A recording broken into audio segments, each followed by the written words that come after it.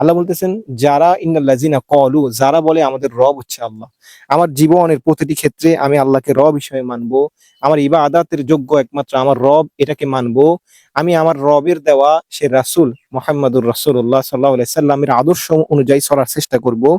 রব হিসাবে যদি আমি এইভাবে রবকে যদি মানি এবং কি সেই মানার পরে সুম্মাস্তাকামু, আমি যদি ইস্তেকামাত থাকি। আসসালামু আলাইকুম ওয়া রাহমাতুল্লাহি ওয়া বারাকাতুহু। প্রিয় দূরের এবং কাছের ভাই এবং বোনেরা, আল্লাহ রাব্বুল আলামিন আমাদেরকে পবিত্র কোরআনে সূরা ফুসসিলাত ৪১ নম্বর সূরা ৩০ নম্বর আয়াতে আমাদেরকে জানিয়ে দিয়েছেন, ইন্নাল্লাযীনা ক্বালু রাব্বুনাল্লাহ, যারা বলে আমাদের রব হচ্ছে আল্লাহ, সুম্মাস্তাকামু তাতানাজ্জালু আলাইহিমুল মালাইকা। আল্লাহ বলতেছেন, যারা বলে তাদের রব হচ্ছে আল্লাহ, সুম্মাস্তাকামু, শুধু রব আল্লাহকে রব হিসাবে মানে না, ওই রবের উপর ইস্তেকামাত থাকে, মৃত্যুর আগ পর্যন্ত সেই রবকে রব হিসাবে মানে। অর্থাৎ দুনিয়ার জীবনে রব হচ্ছে তিনি, যিনি আমাদেরকে সৃষ্টি করেছেন। দুনিয়ার জীবনে রব হচ্ছে তিনি, যিনি আমাদেরকে রিজিক দেন। আমরা অসুস্থ হলে যিনি আমাদেরকে সুস্থতার নিয়ামত দান করেন। আমরা যখন কোনো বিপদ থাকি, আমরা যখন কোনো দুশ্চিন্তায় থাকি, যে রব আমাদেরকে দুশ্চিন্তা থেকে মুক্ত করেন, তিনি হচ্ছেন প্রকৃত রব। আল্লাহ বলতেছেন, রব হচ্ছেন তিনি, যিনি তোমাকে ছোটবেলা থেকে, অর্থাৎ তুমি যখন ছোট ছিলা সেখান থেকে যখন আস্তে আস্তে তোমাকে বড় করেন, এবং বড় করার পর তোমার নির্দিষ্ট একটা বুঝ পর্যন্ত তোমাকে একটা জ্ঞান আল্লাহ রাব্বুল আলামিন দান করেন, তিনি হচ্ছে রব। আল্লাহ বলতেছেন, যারা ইন্নাল্লাযিনা ক্বালু, যারা বলে আমাদের রব হচ্ছে আল্লাহ। আমার জীবনের প্রতিটি ক্ষেত্রে আমি আল্লাহকে রব হিসেবে মানবো। আমার ইবাদাতের যোগ্য একমাত্র আমার রব, এটাকে মানবো। আমি আমার রবের দেওয়া সে রাসূল মুহাম্মাদুর রাসূলুল্লাহ সাল্লাল্লাহু আলাইহি সাল্লামের আদর্শ অনুযায়ী চলার চেষ্টা করব। রব হিসাবে যদি আমি এইভাবে রবকে যদি মানি এবং কি সেই মানার পরে সুম্মাস্তাকামু, আমি যদি ইস্তেকামাত থাকি। আল্লাহ বলতেছে, শুধু রবকে রব হিসেবে মানলে হবে না, সে রবের উপর ইস্তেকামাত থাকতে হবে। অর্থাৎ মৃত্যুর আগ পর্যন্ত যদি আমি কখনো যদি শয়তানের দোকায় যদি আমি আমার রবকে ভুলে যাই, আমি সাথে সাথে তাওবা করব, আল্লাহর কাছে ফিরে আসব। আমি যদি কোনো অন্যায় কাজ করি, নামাজ তরক করে ফেলি, আমি তাওবা করব, আল্লাহর কাছে ফিরে আসব। অর্থাৎ মৃত্যুর আগ পর্যন্ত আমি ইস্তেকামাত থাকার চেষ্টা করব। তাহলে আল্লাহ বলতেছেন, সুম্মাস্তাকামু তাতানাজ্জালু আলাইহিমুল মালা, তখন তাতানাজ্জালু নাজিল হয়, তাতানাজ্জালু আলাইহিমুল মালাইকা, ফেরেশতারা তার উপর অবতীর্ণ হয়। তাফসীরে উল্লেখ করা হয়েছে, ফেরেশতারা কখন আসে?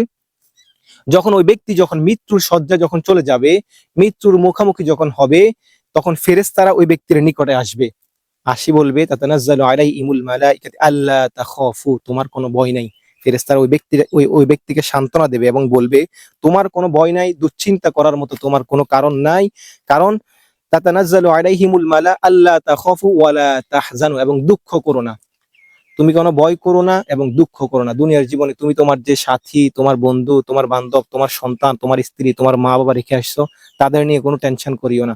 কবরের জীবনের তোমার কি হবে সেই বিষয়ে তুমি দুশ্চিন্তা করিও না। কাল কিয়ামতের ময়দানে তোমার কি হবে সেই বিষয়ে টেনশন করিও না। কেন? কারণ তুমি দুনিয়াতে থাকা অবস্থায় তোমার রবের উপর ইস্তেকামাত থাকার জন্য তুমি চেষ্টা করেছো।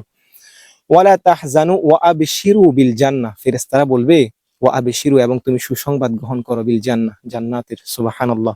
অর্থাৎ মৃত্যুর সময় যে ব্যক্তি দুনিয়াতে থাকা অবস্থায় ইস্তেকামাত থাকার চেষ্টা করবে, দুনিয়াতে থাকা অবস্থায় যে ব্যক্তি তার রবের উপর অবিচল থাকার চেষ্টা করবে, মৃত্যুর আগ মুহূর্তে ফেরেশতারা ওই ব্যক্তিকে বলবে, তোমার কোনো ভয় নাই, টেনশন নাই, তুমি সুসংবাদ গ্রহণ করো তোমার রবের পক্ষ থেকে, এবং তুমি জান্নাতের সুসংবাদ গ্রহণ করো, তোমার জন্য জান্নাতকে ওয়াজিব করে দেওয়া হয়েছে। অর্থাৎ এই আয়াত দ্বারা, এই আয়াত থেকে আল্লাহ রাব্বুল আলামিন আমাদেরকে এটা শিক্ষা দিচ্ছেন, বান্দা, দুনিয়ার জীবনে আমি মানুষকে সৃষ্টি করেছি, মানুষ ভুল করবে, অন্যায় করবে, গাফিল হয়ে যাবে, তাদের রবকে ভুলে যাবে। কিন্তু সেই রবকে ভুলার পরে রবের উপরে আবার ইস্তেকামাত অবিচল থাকার সে চেষ্টা করবে। ওই ব্যক্তি যখন তার রবের উপর চেষ্টা করবে, অবিচল থাকার জন্য চেষ্টা করবে, তাহলে ওই রবের পক্ষ থেকে সুসংবাদদাতা যে ফেরেশতাগুলো আছে, ওই ফেরেশতাগুলো তাকে মৃত্যুর আগ মুহূর্তে সুসংবাদ দেবে তার পরবর্তী কবরের জীবন, কিয়ামতের জীবনের জন্য, এবং জান্নাতের তাকে সুসংবাদ দেবে।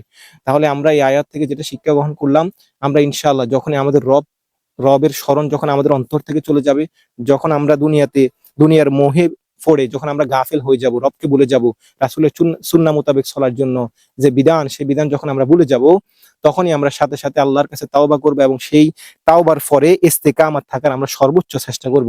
তাহলে আল্লাহ রাব্বুল আলামিন আমাদেরকে ইনশাআল্লাহ জান্নাত দান করবেন এবং তার সন্তুষ্টি অর্জন করতে পারবো ইনশাআল্লাহ।